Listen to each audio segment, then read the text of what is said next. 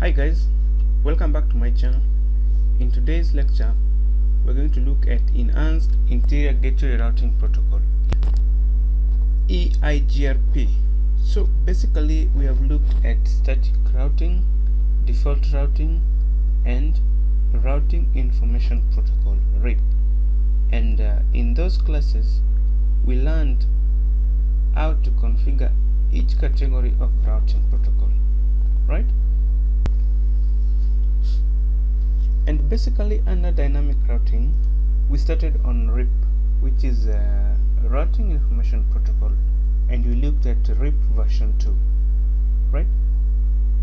And we said to configure RIP on a router, we must make that router aware that it's using RIP routing protocol, right? Then we advertise the networks that are connected to that router, okay? So today we are going to a very similar protocol, which is Enhanced Interior Gateway Routing Protocol, EIGRP, okay? So EIGRP basically is an advanced distance vector routing protocol, okay? RIP is also distance vector routing protocol, and now EIGRP is advanced distance vector routing protocol. And some sources say that EIGRP is both a distance vector and link state. It's hybrid, okay? So EIGRP supports classless routing and variable length subnet mask, route summarization, incremental updates, load balancing, and many other useful features.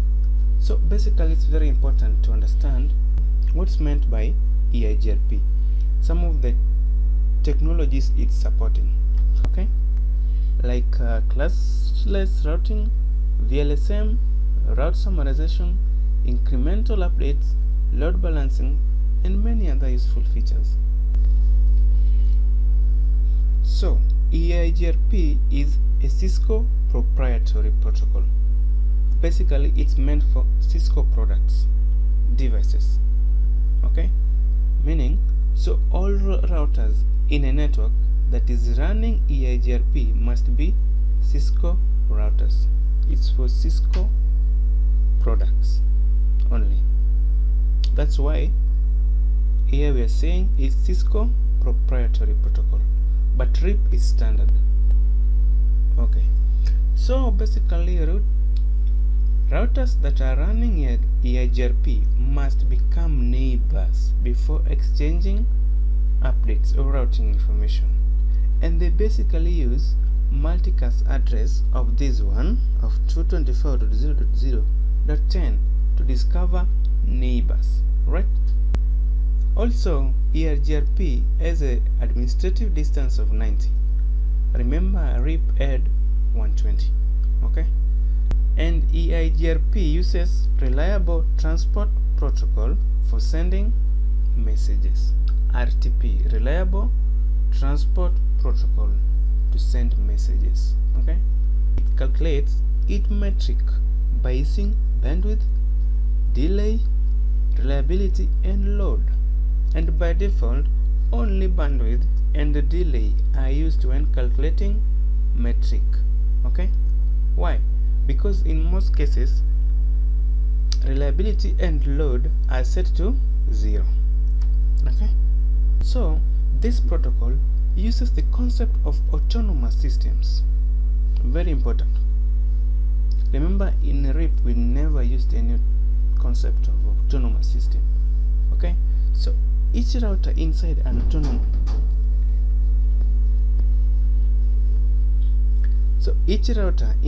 autonomous system must have the same autonomous system number configured. Otherwise, the routers will not become neighbors. For example, this router here must have the same autonomous system number with this router 2 and the router 3. The same as router 1 must have the same autonomous system number as router 2 and router 3. Very simple. Okay, so let's look at EIGRP tables, okay? Remember in RIP we said RIP basically exchange update through sending the entire routing table. Meaning in RIP, there's only one table, which is a routing table. Okay, but now in EIGRP there are 3 tables, and they store different information. Okay, so let's start. Neighbor table. The neighbor tables stores information about EIGRP neighbors. For example, a neighbor table in router 1 here will store the information about which neighbor, R2 and R3. These are the neighbors of router 1. Okay, the same way as the neighbor table in router 4 will store which information, which neighbors, router 2 and router 3. Very simple, guys. And now the second table, topology table. It stores information learned from the neighboring routers. Okay, for example, there is an update.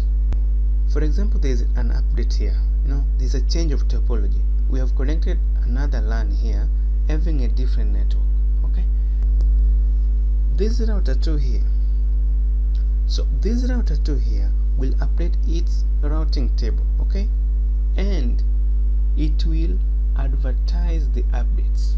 So those updates that it has advertised, the router 4 here will store those updates in topology table. Okay,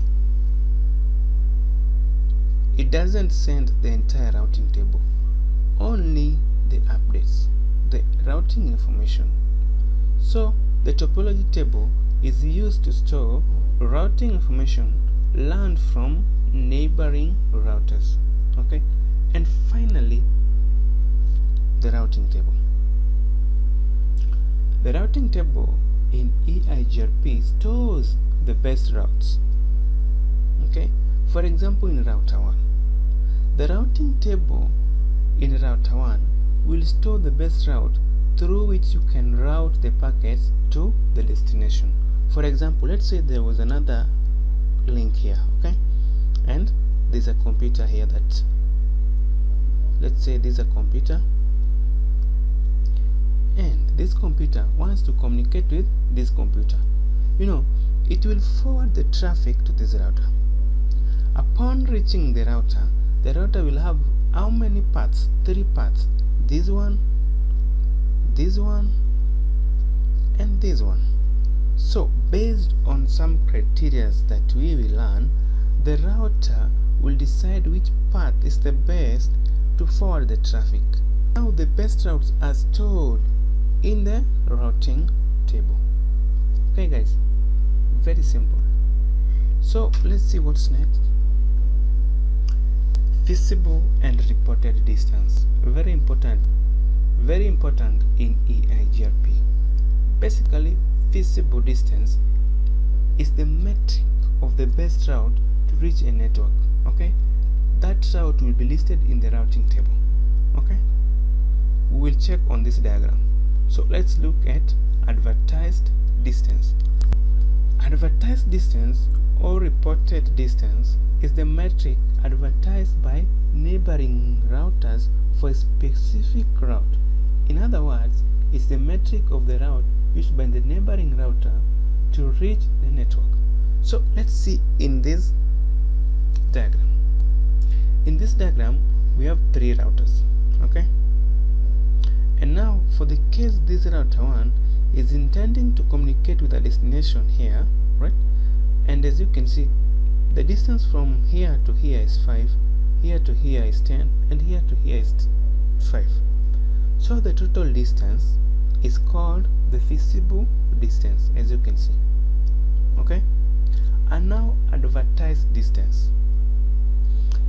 meaning this router here is advertising a distance to router 1. Which distance? This one and this one, the connected distances, right? So very simple. Another important topic in EIGRP is successor and feasible successor. This is a very important concept here, and it's much complicated when we go to OSPF.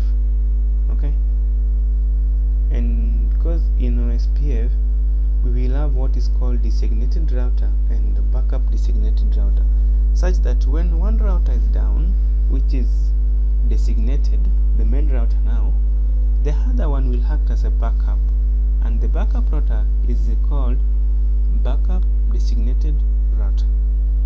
Okay, so let's look at successor and feasible successor. A successor is the route with the best metric to reach the destination. Okay, the route is stored in the routing table. Now, a feasible successor is a backup path to reach the same destination. Okay, in case the main path, the primary path is down, then the backup path will take over, right? And now we call it a feasible successor. Okay, whenever the successor route fails. And now these backups are stored in a topology table. Okay, and now there is one condition that the route must meet to be called a feasible successor.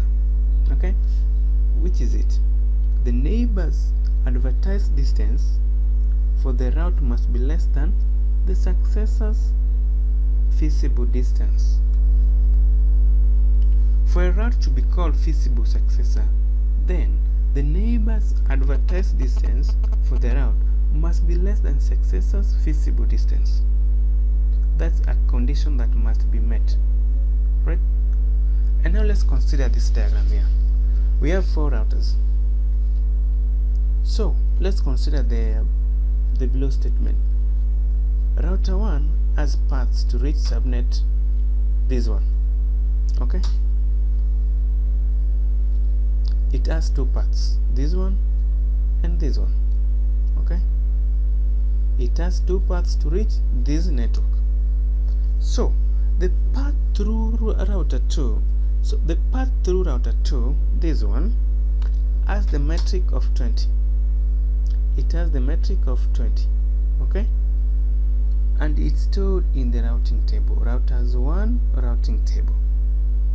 Okay, and the other route through router 3 here is a feasible successor route because the feasible condition has been met. Why? 3 advertised distance of 15 is less than R1 feasible distance of 20. The above statement, very important, guys. Okay, and now router 1 stores that route in the topology table. Okay, and this route can be immediately used whenever the primary route fails. Guys, we have said that the successor is used as a primary route. All the traffic will go through the successor route. All the traffic will go through the successor, and in case the successor fails or is down, then the feasible successor will be the successor now. It will pick up and all the traffic will come through the new successor. Very simple concept. Alright, let's see what's next. EIGRP packets. Before the routers communicate and to build the routing tables, the topology tables and the neighbor table, they must exchange some packets. So what are these packets? The first one is called hello packets. So hello packets are used to establish and maintain the EIGRP neighborship. Okay, so hello packets will be sent to each router periodically in order to establish and maintain the neighborship. And typically they are sent to multicast address of this one, 224.0.0.10.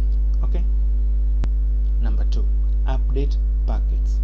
In update packets, they are used to send routing updates. routing updates. And now with these messages, the topology tables and routing tables will be built. And typically the update packets are sent to multicast address of this one, the same 224.0.0.10. okay? You must make sure that you understand that update packets are used to send routing updates, and through these messages, packets, we can call them messages. Okay, in your exam you will be asked, describe EIGRP messages. It's the same as EIGRP packets. Okay, so with these messages, update messages, the router will have built routing table and topology tables. Okay, alright. Number 3, query packets. A query packet is used to ask for any routing update. A router in a network asks another if there is any update in the network. Which packet does it use? Query packet. Okay, whenever it needs any update in the network, right? And also they use multicast address of this one, 224.0.0.10. Very simple. The 5 packets of EIGRP. Very simple. And now number 4, reply packets. Reply packets are used to give a response to query packets. In query packets, you request for updates, and now reply packets, they give feedback, response. They give response to query packets. Okay, it's a unicast message. Okay, it's sent directly to the node that asked for that update. Okay, it's not multicast. And finally, we have acknowledgement packets, ACK. They are used as feedback to the update. Okay,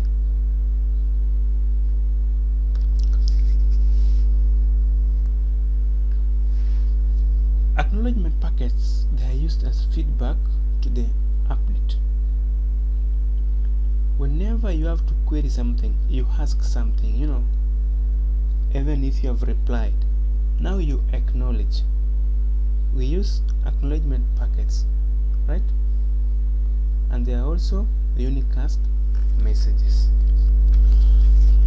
Alright guys, another concept in EIGRP is EIGRP status.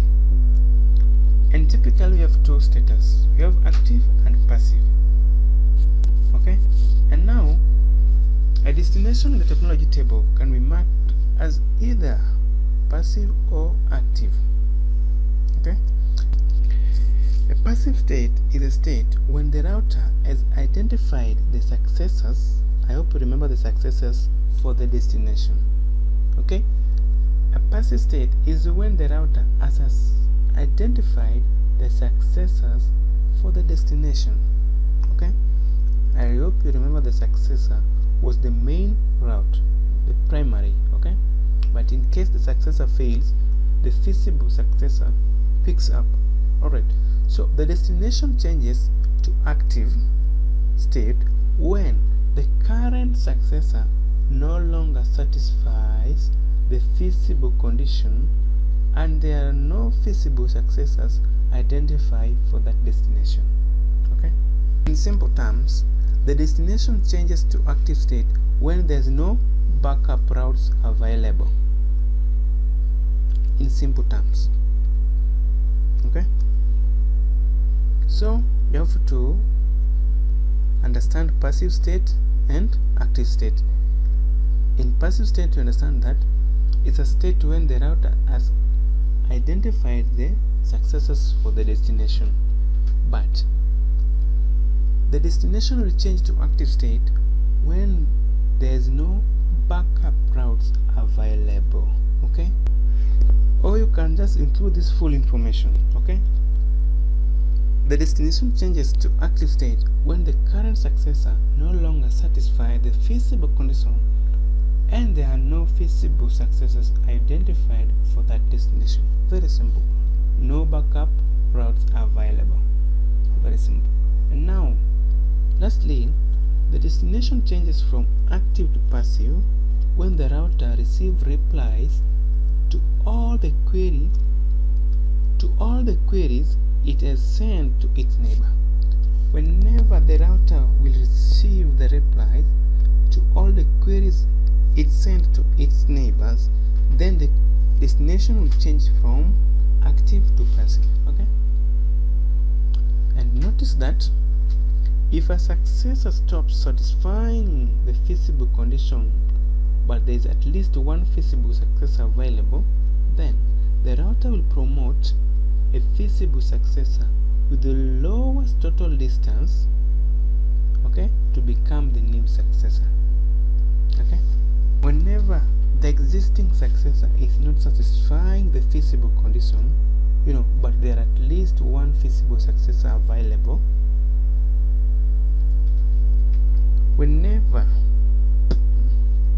then the router will promote that feasible successor with the lowest total distance to become the new successor. Okay? And the destination will remain in active state. Very simple, guys. So let's see what we have next. EIGRP configuration. Basically, we can configure EIGRP in two ways. So in the first way, it's pretty much simple, the way we did in RIP. And suppose you have not watched that class, it's very important. Kindly watch that class, it will help a lot. So let's look at the first way. Just like RIP, it's very simple. But now in EIGRP, what you have to do is to include the autonomous system number. Okay? We said that each router inside the autonomous system should have the same autonomous system number. Okay? Pretty much simple. So, for example, in this topology here, we have two routers and two host computers. So, these routers here should run the same autonomous system number. Okay? So, how do we configure EIGRP? Okay? The first command we do is to make the router aware that it's using EIGRP protocol with a given autonomous system number. Okay? For example, in the first router, you make the router aware that it's using EIGRP protocol with the which autonomous system number? Number 1. Okay? And now the second case, you advertise the network the way we did in RIP. Very simple. So which networks are connected to router 1? This one and this one. So just like this, network this one and this one. It's done. You come to router 2. Router EIGRP autonomous system number 1. Okay? They're in the same autonomous system. Okay? And now they must use the same autonomous system number. Okay? And now this router 2 is connected to two networks, this one and this one. And now let's advertise those networks. Very simple, the way we did in RIP. I will leave a link on the description part so that you can watch a class on RIP for those who have not watched it. And suppose you can click on the right corner of this screen on the suggested video, you will find a link that will direct you to RIP class. Okay?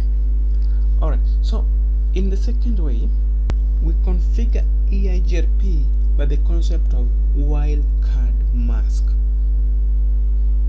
Don't worry about wildcard mask. I'll make a class on how to calculate wildcard mask. So in this class, it's basically for EIGRP configuration. And now the second concept uses wildcard mask. Okay, so by default, the network uses a classful network as the parameter. All the interfaces that classful network will participate in the EIGRP, okay, to enable EIGRP only specific interfaces a wildcard mask can be used. A wildcard mask can be used, right?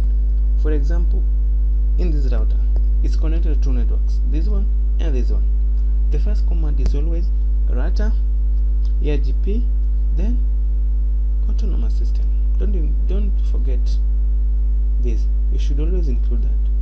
And now, for the case of advertising a network, you advertise a network and you include the wildcard mask.